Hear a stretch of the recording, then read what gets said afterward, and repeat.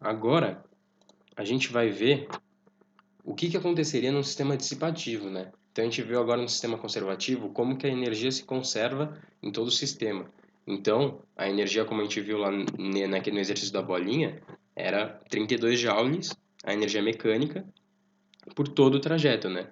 Então, a gente não perdia energia em nenhuma parte do trajeto. Já no sistema dissipativo, você perde energia em partes do trajeto, né? Então, ó, nos sistemas dissipativos, a energia mecânica original do corpo no início da trajetória se dissipa em outras formas de energia. Por exemplo, em nossa atmosfera terrestre, temos moléculas de ar que nos envolvem. Então, as moléculas de ar que nos envolvem, aqui, ó, na hora que um corpo está tentando passar por ela, que nem, por exemplo, o balão. Se não tivesse o foguinho do balão aqui para manter ele voando, na hora que ele fosse descer, essa lona inteira ia tá sendo empurrada para cima, né, no momento que ele estivesse descendo, pelas moléculas de ar que estão fazendo uma desaceleração do objeto, né? Se ele está acelerando para baixo, né, contando que o balão estivesse caindo, as moléculas iam estar impedindo o movimento dele e assim desacelerando ele, né?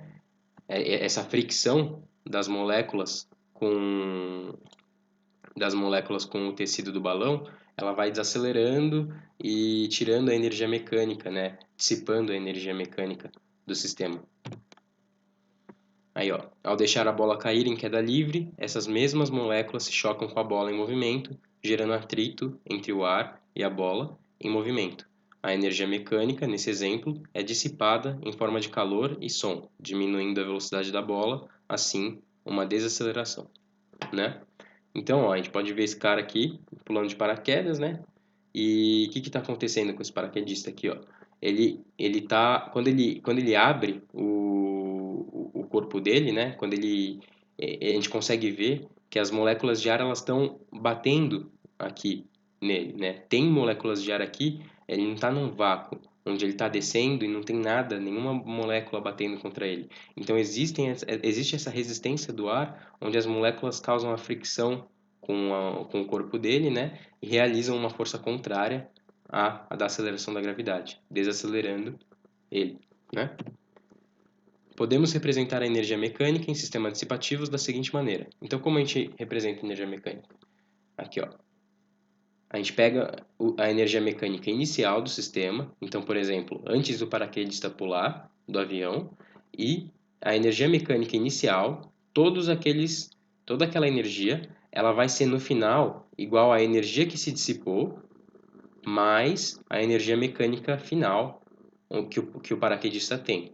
Então, como a gente pode interpretar isso? A gente pode interpretar assim, ó, energia mecânica inicial, aqui, é aqueles 32 joules da bolinha, vamos supor. Um paraquedista tem 32 joules, vamos só supor, lá em cima do avião, parado, 32 joules, né?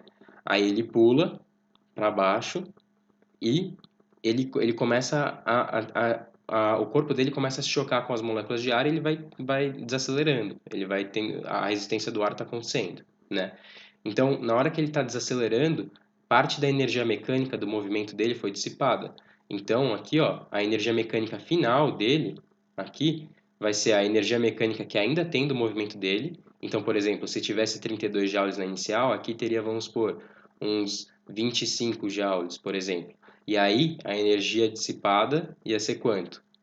Né? 25 mais quanto dá 32? Mais 7, né? Então, por exemplo, a energia mecânica inicial é 32 joules, aí a energia mecânica final do paraquedista lá é 25 joules, mais a energia que ele perdeu, que é quanto?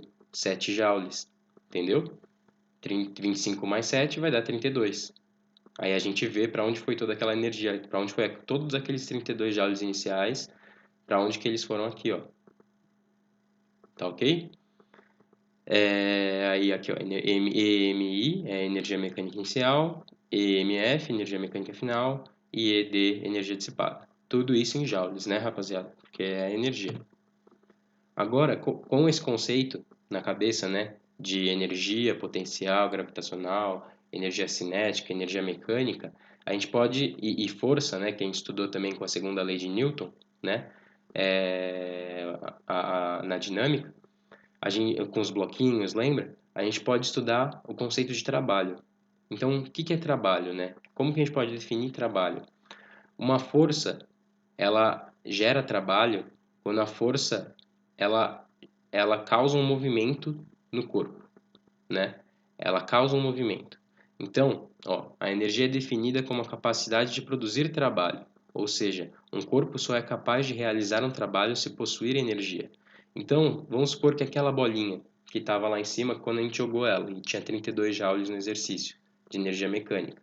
A gente sabe que se você soltar essa bolinha, alguma força está puxando ela para baixo, né? Alguma força está puxando essa bolinha para baixo. Tá vendo a seta, o vetor aqui, ó? Que força que está puxando essa bolinha para baixo? A força peso, né? Que é a força que é influenciada pela gravidade, né? Qual que é a fórmula da força peso? É P é igual a massa vezes gravidade, vezes a aceleração da gravidade, né? Então, a massa e a aceleração da gravidade são os componentes da força que está empurrando essa bolinha para baixo. Então, qual que vai ser o trabalho? Quanto que vai ser a energia que a força-peso gastou para levar essa bolinha daqui dos 3,2 metros para os 0 metros que a gente está vendo aqui, que seria o Sol? Seriam 32 joules, né? Então, a força-peso realizou um trabalho de 32 joules. Vocês conseguem entender? A energia que a gente estudou agora, potencial, e a energia mecânica, é a capacidade, é a quantidade que esse corpo tem disponível para realizar trabalho. E o que seria trabalho? Seria a força realmente efetivada para mover um corpo, né? Então, como que a gente representa isso numa fórmula? O trabalho aqui, pela letra tal, não é um T, é a letra tal. Então, o trabalho é representado pela letra tal, TAU, é igual a força vezes distância vezes cosseno de θ, né? Então, normalmente, quando você vê em alguns lugares, em alguns exercícios, eles só colocam assim, ó, trabalho é igual a força vezes distância. Por quê? Porque tá vendo que tá vendo que o F está puxando com um certo ângulo aqui o bloquinho? Se esse F for paralelo aqui, ó, se ele for reto, paralelo ao chão aqui, ó, no momento que ele estiver reto, o θ, o cosseno, o ângulo θ vai ser zero e cosseno de zero é 1. Aí fica tal é igual a força vezes distância vezes 1. Então ia ficar só, né? Tal é igual a F vezes D. Por isso que nesses exercícios de vestibular é importante a gente prestar atenção no ângulo quando ele puxa. Quando ele mostra o ângulo assim, você já pode ver, vai ler o exercício e ver se pode se tratar de trabalho o exercício, tá ok? Então, por exemplo, ele vai colocar um ângulo de 60 graus, ele vai falar qual que é o trabalho que a força tal exerceu. Então, você vai lá, ele vai falar uma força de 12 newtons. Aí tal é igual a 12 vezes a distância que ele moveu esse bloco, então aqui é a distância inicial, e aqui ó, a posição inicial e a posição final, né? A distância inteira que ele percorreu, vezes o cosseno de 60 graus, vamos supor que o exercício falou, né? Então, a gente tem que prestar atenção nisso, ó. Quando uma força constante está sendo aplicada em um corpo, gera deslocamento, essa força realiza trabalho. A unidade de medida do trabalho é o joule. Então, assim como energia, como a gente pode ver, trabalho também é joule, porque é o quanto de energia se gastou para fazer aquele movimento. Vocês entenderam? A energia potencial é o quanto de energia você tem disponível para fazer aquele movimento. O trabalho é a energia gasta naquele movimento, né? Você trabalhou, você gastou essa energia. Então, a gente pode ver que é o trabalho de uma força relacionado à distância que se fez esse trabalho, né? Vamos lá. Joule, aqui na unidade do SI, é Newton vezes metro. Então, aqui, ó, lembra que a gente viu que eu falei para vocês se fosse paralelo ao chão? Ó, se não tivesse uma inclinação, como no último exercício, o ângulo, né, dessa reta vai ser zero. Se ele tivesse aqui, ó, o vetor ao contrário, para cá, para a esquerda, né, essa seta, o ângulo dele ia ser quanto? Ia ser 180 graus, não é? Então, como ele está desse lado aqui, ó, o ângulo é zero. Se a gente for analisar aqui, ó, aqui o ângulo ia ser o quê? 30, 60 graus, né? E aqui, 0 graus.